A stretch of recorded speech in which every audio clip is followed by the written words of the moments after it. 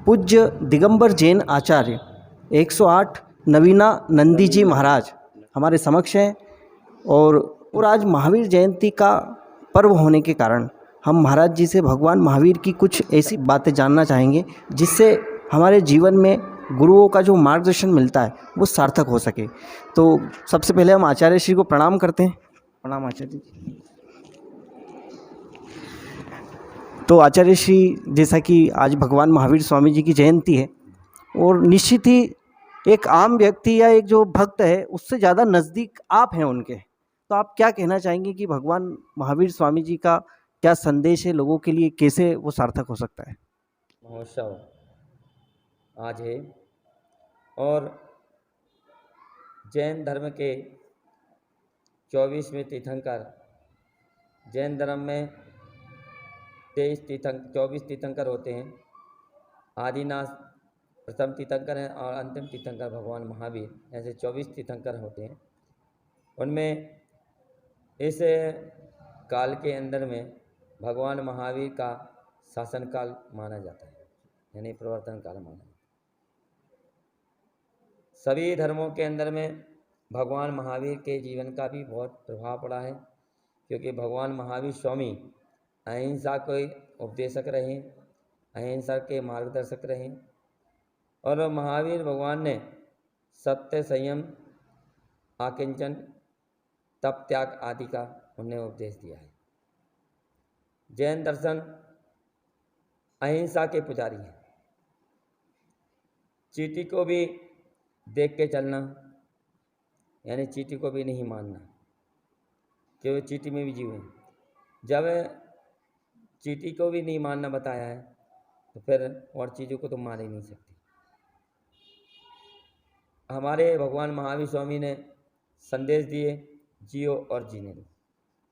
इसका मतलब है तुम जियो और दूसरों को जीने दो, क्योंकि हर प्राणी स्वतंत्र है, हर प्राणी शांति चाहता है और हर प्राणी सुख समृद्धि चाहता है। ये हमारे भगवान महावीर ने बताए हैं, उपदेश दिए हैं। जीवन के अंदर में भगवान महावीर के जीवन के अंदर में कई ऐसी घटनाएं आई हैं। हमारे तीर्थंकर भगवान महावीर के 5 नाम विख्यात हैं: वीर, अतवीर, सरमति, महावीर और वर्धमान। ये देवों ने नाम दिए हैं क्योंकि उनके परीक्षा लेने आए थे कि इनमें क्या क्या है, और उसी योग्यता से वो देव लोग जो थे, इंद्र लोग, वो आए, उनने उनका नामकरण किया। तो इस प्रकार से नाम दिए और उन्हें लोगों को तपस्या का बताया कि किस प्रकार से तपचर्या की जाती है। तपस्या, त्याग, हमारे जैन दर्शन के अंदर में त्याग की महिमा है। संसार में सब वस्तु नश्वर है और दिगंबर और श्वेतांबर 2 धर्म हैं। जैन से 2 धर्म बने, दिगंबर और श्वेतांबर। और श्वेतांबर भी भगवान महावीर को मानते हैं, दिगंबर भी महावीर को मानते हैं। फर्क इतना है कि हम लोग दिगंबर अवस्था में रहते हैं, श्वेतांबर और श्वेत वस्त्र में रहते हैं। भगवान महावीर एक हमारे आदर्श, एक हमारे सिद्धांत वेत्ता और मार्गदर्शक हैं। अगर इतिहास की बात की जाए, देश की बात की जाए, तो देश के राष्ट्रपति, राष्ट्रपिता महात्मा गांधी भी अहिंसा के पे विश्वास रखते थे। उन्होंने अपने पूरी जिंदगी लंगोट पर रहते हुए अहिंसा का पालन किया और बिना हथियार के, बिना लाठी के उन्हें स्वतंत्रता प्राप्त की। हर धर्म में जैन अहिंसा का महत्व बताया जाता है, अहिंसा की गरिमा बताई गई है। चाहे वो हिंदू धर्म हो, चाहे जैन धर्म हो, चाहे क्रिश्चियन धर्म हो, सभी धर्मों में दया बताई है। लेकिन आज पेट की क्षुधा के लिए, खाने के लिए लोग हिंसा करते हैं। आज पिछले 2 वर्ष जो दुष्काल आया, महाकाल आया, महाबीमारी आई, इसका परिणाम हिंसा ही है। क्योंकि हिंसा हो रही है, पेड़ पौधे कट रहे हैं, जानवर कट रहे हैं, उसका परिणाम जनता को भोगना पड़ रहा है। अगर इंसान पेड़ काटता है तो उसको भी एक हिंसा का दोष लगता है, क्योंकि स्थावर जीव के 5 भेद होते हैं। पृथ्वी कायक, जल कायक, अग्नि कायक, वायु कायक, वनस्पति कायक। ये 5 इंद्रिय हैं, 5 स्थावर जीव हैं जो स्थिर रहते हैं। पृथ्वी के बिना संसार नहीं, जल के बिना जीवन नहीं, वायु के बिना सांस नहीं, और वनस्पति के बिना जीना नहीं, खाना नहीं। तो ये सारी चीज़ें जो हैं, और अग्नि के बिना पकवान नहीं। तो ये 5 वस्तुएं, ये 5 जो हैं तत्व कहते हैं, पंच तत्व में विलीन होना कहते हैं ना जो। तो ये 5 तत्व शरीर के अंदर में है।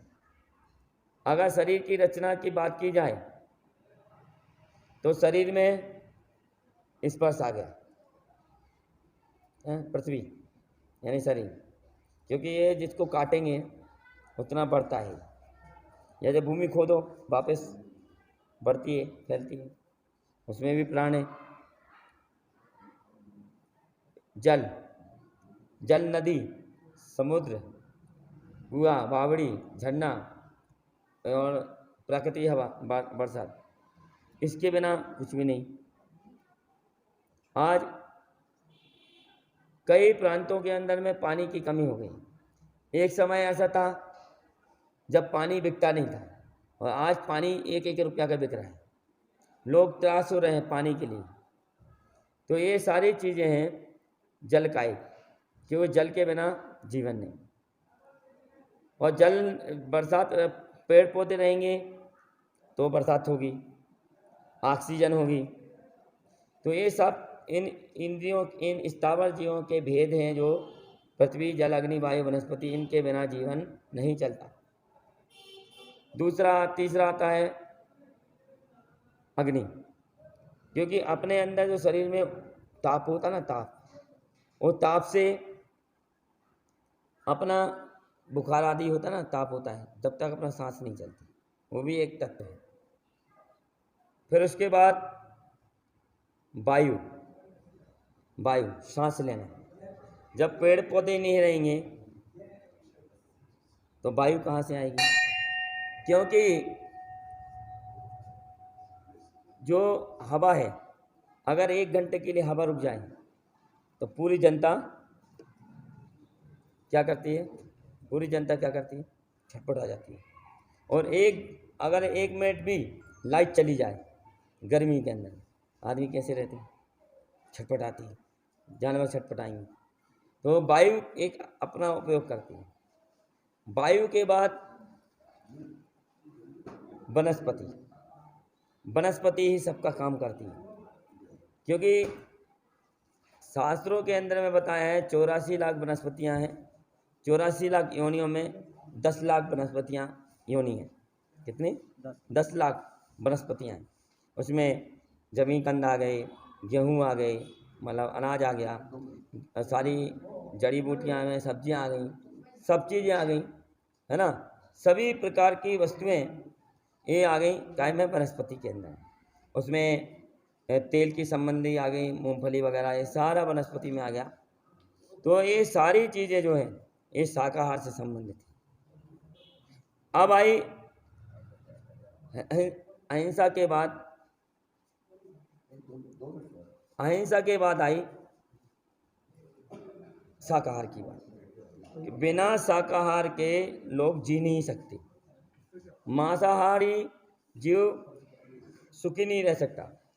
जिसने मांस का सेवन करते हैं उनके घर में लक्ष्मी नहीं आ सकती।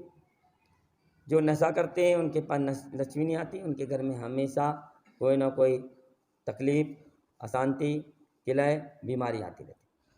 इसलिए अहिंसा सबसे बड़े श्रेष्ठ है। और हर इंसान को दया भाव बताया है, और दया ही जीव रखना चाहिए, दया भाव ही रखना चाहिए। क्योंकि हमारे भगवान महावीर ने यही संदेश दिया है, जियो और जीने दो, तुम जियो और दूसरों को जीने दो, और अहिंसा का पालन करो, क्यों अहिंसा से ही सब कुछ होता है। ये हमारे भगवान महावीर का संदेश है। और इसको सभी संप्रदाय के लोगों को आज भारत का प्रधानमंत्री नरेंद्र मोदी भी भारत के लिए राष्ट्र हिंदू राष्ट्र बनाने में तत्पर हैं। यूपी के योगी राज भी आदित्य योगी राज भी हिंदुत्व के समर्थन देते हैं। जैन धर्म भी हिंदू के अंदर में आता है।